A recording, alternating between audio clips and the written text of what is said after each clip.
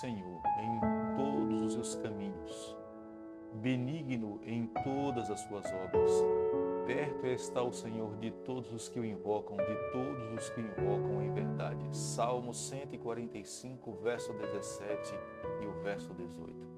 Seja bem-vindo a mais uma manhã. Estamos felizes porque mais um dia o Senhor nos preservou a vida. O Senhor nos abençoa e está ao nosso lado no decorrer de todo esse dia. Queremos pedir a Ele que nos conduza, que os nossos planos e os nossos sonhos recebam a sua aprovação. Tendo a certeza disso, nós teremos a alegria que esse dia será um dia de vitória. O salmista Davi já nos abençoa nessa manhã com as suas palavras, onde ele declara: justo é o Senhor em todos os seus caminhos. Todos os caminhos do Senhor são justos e íntegros. Benigno em todas as suas obras. Ele é benigno, Ele é misericordioso, Ele é compassivo. Não se esqueça disso. Nós temos um Pai de amor, um Pai de bondade que está com seus olhos voltados para os seus filhos. Perto está o Senhor de todos os que o invocam.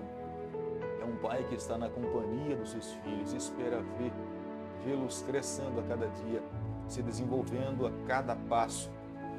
Todos aqueles que o invocam de verdade, eles têm a bênção de ter esse Pai ao seu lado.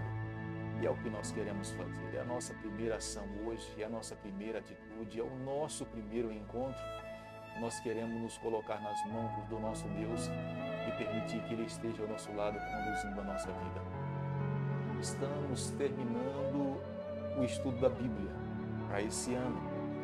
Estamos no livro de Judas. Amanhã nós estudaremos o livro do Apocalipse. Começaremos o livro do Apocalipse.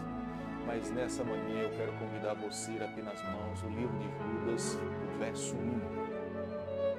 Judas, servos de Jesus Cristo, irmão de Tiago, aos chamados em Deus Pai e guardados em Jesus Cristo. Nós sabemos que a Bíblia nos apresenta diversos Judas, entre eles aquele que traiu Jesus Cristo. Mas esse não é o Judas que traiu Jesus.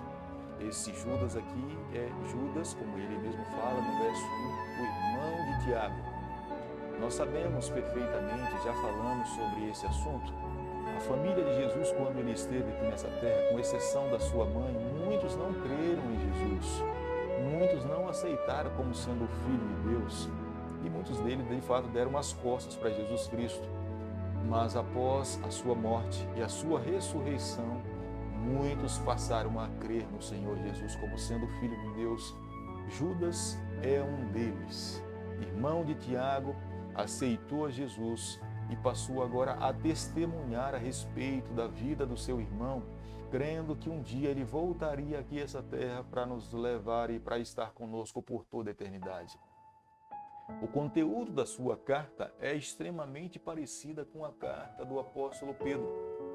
Possivelmente ambos tivessem usado a mesma base para fazer as suas escritas.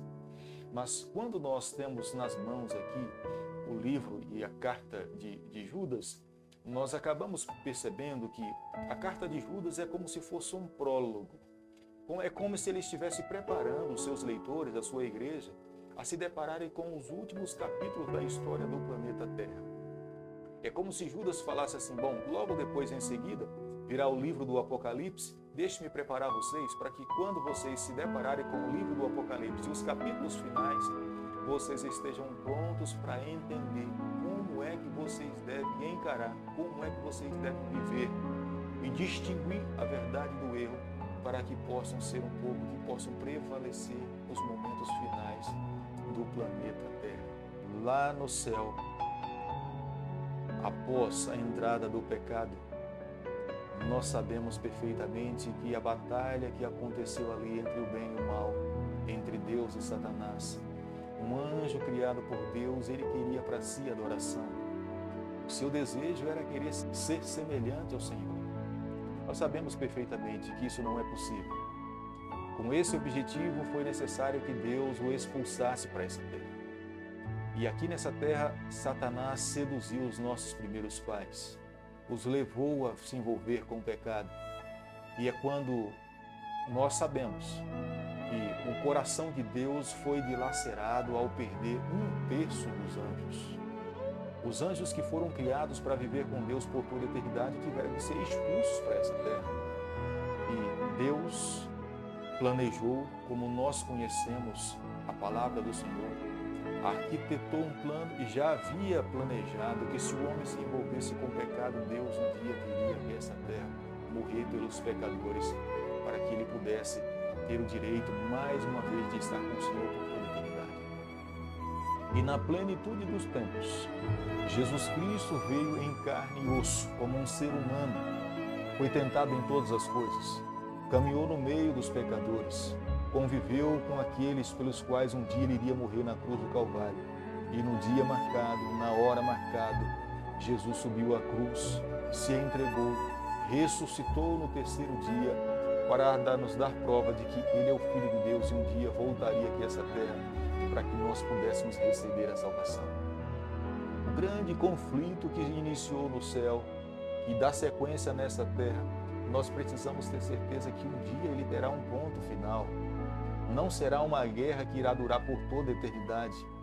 Deus um dia voltará aqui a essa terra para eliminar por completo o pecado e o mal e libertar os seus filhos desse cativeiro e levá-los para que eles possam estar ao seu lado para todo sempre. Mas como nós conhecemos a palavra de Deus, nós precisamos refletir num ponto, no verso 11. Ai deles, porque prosseguiram pelo caminho de Caim e, movidos de ganância, se precipitaram no erro de Balaão e pereceram na revolta de Corá. É algo para que nós possamos pensar que tipo de adoração nós temos oferecido a Deus. Já que o tema de guerra e de batalha que se deu no céu é adoração, a quem de fato nós temos adorado? Qual o tipo de adoração que nós temos oferecido a Deus? Será se o nosso coração de fato tem sido sincero em entender que nós temos oferecido a Deus aquilo que Ele tem pedido para que nós possamos fazer? Ou nós oferecemos aquilo que nós achamos que é o melhor, ou que nós achamos que pode ser oferecido a Deus?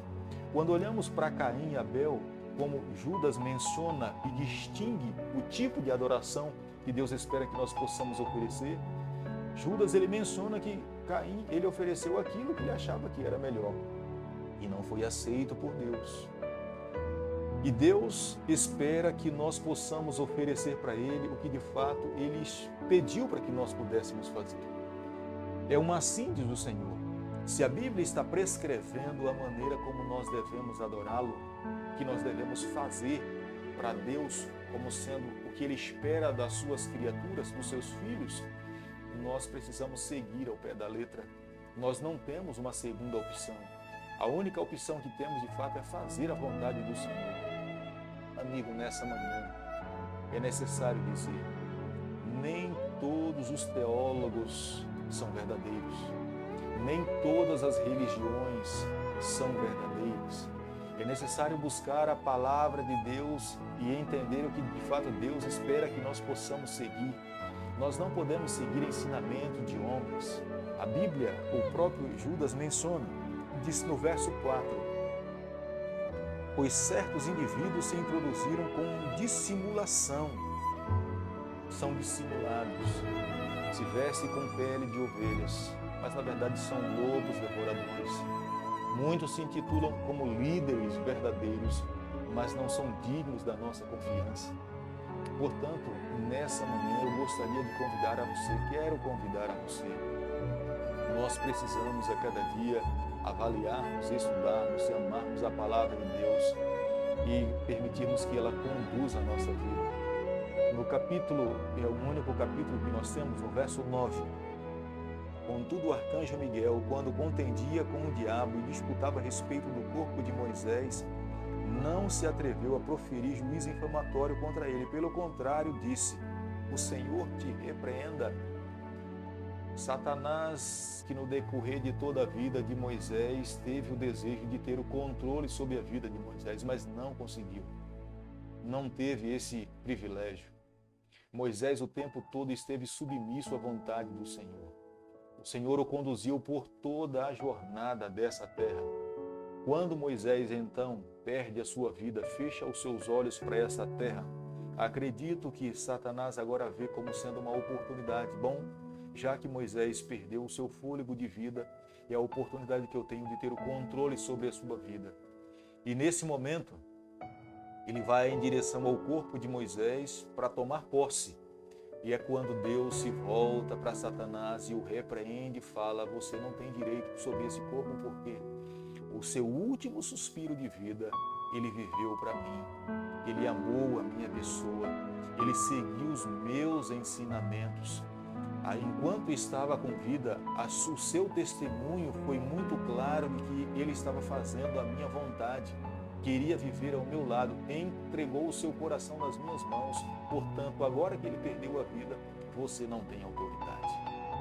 Que palavras bonitas, que testemunho lindo Judas deixa aqui para nós. Enquanto nós estamos com vida, é o momento a quem nós devemos testemunhar de quem pertence o nosso coração. Nós precisamos a cada dia demonstrarmos para o Senhor de quem de fato é o Senhor da nossa vida. Veja quão importante é o tipo de adoração que nós estamos oferecendo para o Senhor. Creio que quando o céu olhou para Moisés, viu que as suas ações eram ações que de fato expressavam uma adoração que Deus estava satisfeito, porque ele era obediente ao que Deus pedia que ele pudesse fazer. E nessa manhã é o que nós precisamos também colocar no nosso coração. No verso 21, guardai-vos no amor de Deus, esperando a misericórdia de nosso Senhor Jesus Cristo para a vida eterna. Não se esqueça, um dia Jesus Cristo irá voltar aqui a esta terra. O Senhor irá buscar todos os filhos que o amaram e que viveram a sua verdade, que foram fiéis em seguir aos seus ensinamentos. Se nessa manhã esse é o seu desejo de poder se colocar nas mãos de Deus, como Moisés um dia o fez, eu quero convidar a você nesse momento para que nós juntos possamos fechar os nossos olhos, possamos pedir a Deus a bênção dele sobre a nossa vida.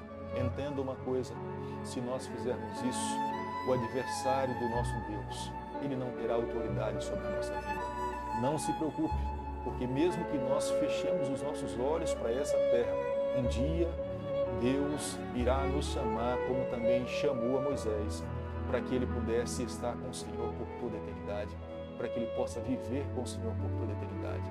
Eu quero convidar você nessa manhã a fechar os seus olhos para que nós juntos possamos orar a Deus, pedindo a Ele que esteja ao nosso lado no decorrer de todo esse dia. Bondoso Deus e Pai, nas Suas mãos nessa manhã nós nos colocamos.